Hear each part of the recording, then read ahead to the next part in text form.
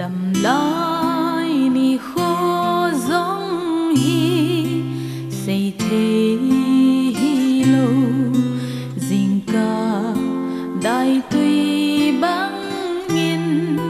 xuân đi san ai hin cả tiếng lệ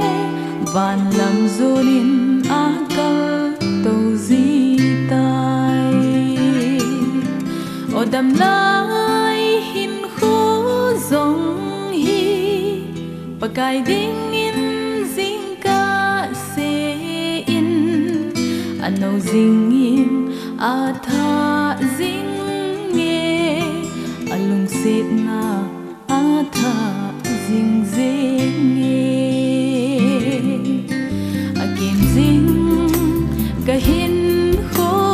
hi ba cha bangin het man lovin amol zi tai a hing zing ka hin kho vang hi ban lam nai zin a chan zing zing e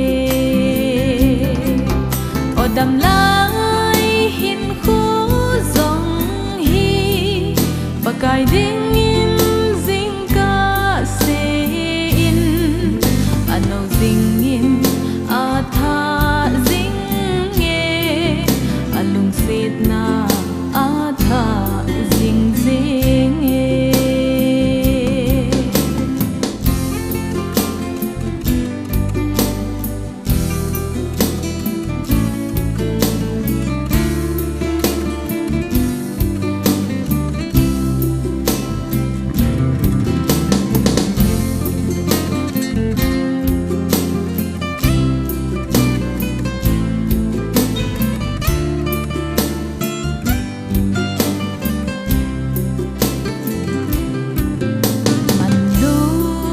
Krista thi san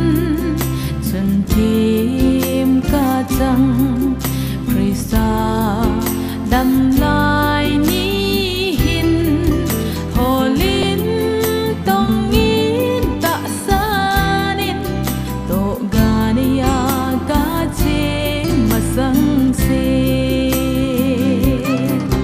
o đầm lai hin khô dòng